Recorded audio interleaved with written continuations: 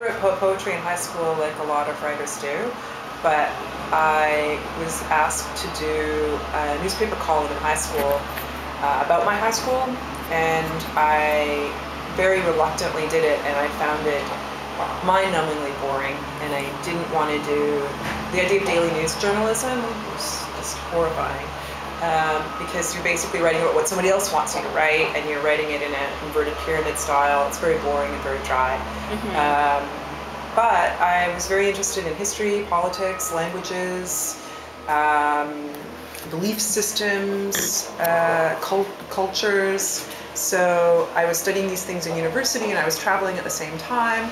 And I started living abroad after high school for a couple of years, and I was always traveling and studying, and found myself in all of these really unusual situations with things that experiencing things that conflicted with the narrative that the society around me held. When I was living in Paris, I had a very strange job working for a woman in high society, and I spent a lot of time in her world where you had the movers and the shakers of Paris. And at the same time, I was a penniless student, and so my friends lived in this slum area near Gare du Nord, where you saw the North African immigrants sleeping under plastic and treated like shit all the time. And the people that the high society people would talk about these North Africans in a way that I knew they had never actually met them. That I met them.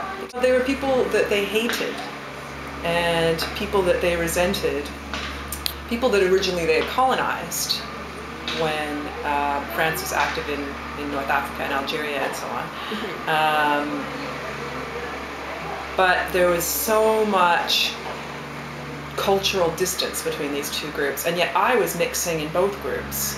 So it opened my eyes to these two worlds that were colliding and completely not understanding one another. And there was no point of intersection between. I did at the Sorbonne for a year, and then I went to Tel Aviv University, and I was living with Israelis but spending a lot of time with Palestinians out in the West Bank and places like that, and some that were on campus.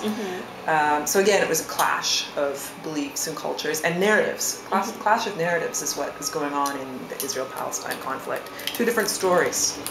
And I was not invested in either group, so I had a chance to see both sides. And there are multiple sides, actually. I think in a lot of my work I've been interested in being a bridge between cultures. I've been interested in exploring these cultural divides, these fault lines. And I'm especially interested in conflict zones. I've done a lot of work in the Middle East, and I'm interested in the conflicts between politics and people as well, that intersection, and between geopolitics and the lives of the people that I've met. And I've been interested in interpreting that, doing a kind of journalism that's somewhat anthropological. And, you know, even the stuff that I've done for The Economist has had little aspects of that. Of course, you don't really get the narrative flow when you're writing for The Economist, because you're writing these short, tight pieces. But I get a chance to do that in my longer work. Yeah. So that's probably where it started, but I eventually fell into it. It just happened.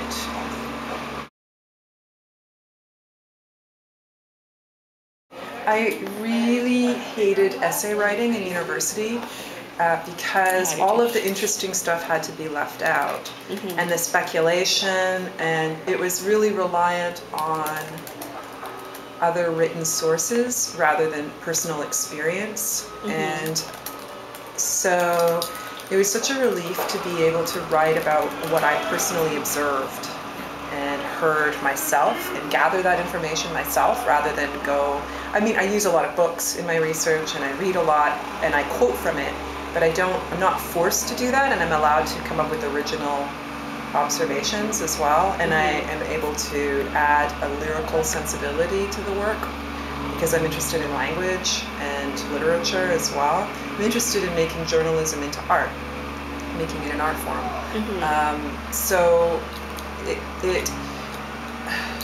did I come to it initially? Actually, yes, because when I finally dropped out of I was doing political science, history, and French at SFU, and really feeling like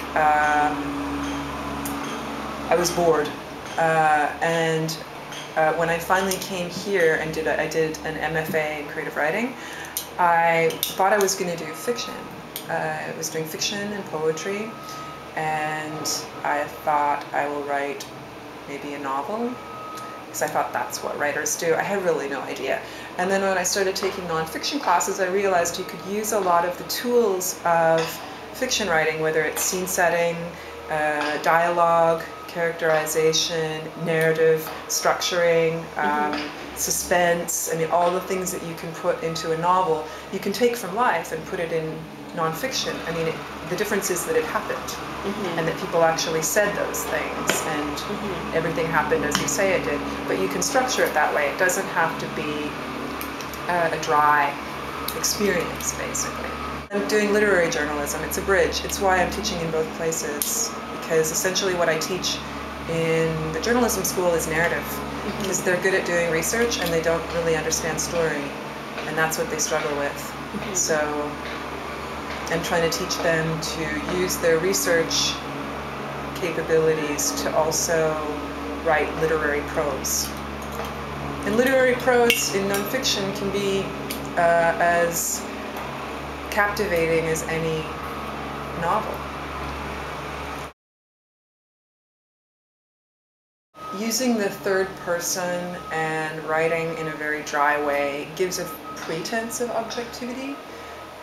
I don't think it's real objectivity, because you read a lot of what you read in newspapers. It can be biased, it can be false. I mean, think about all the articles that were written about WMDs in Iraq, and in nice, dry, objective prose, right?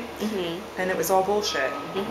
So we can be sold a line much more easily when it masquerades as objective, but every writer, every reporter, every journalist brings themselves to and their belief and their loyalties and their context and their background and knowledge to the story that they're doing.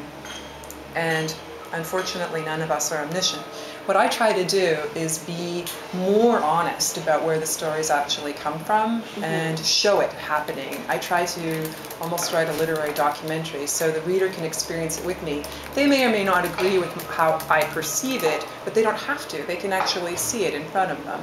And they get an experience of who I am as the writer, so that they can decide whether they agree with me or disagree with me and why. So I think it's more objective, even if it doesn't appear that way on the surface.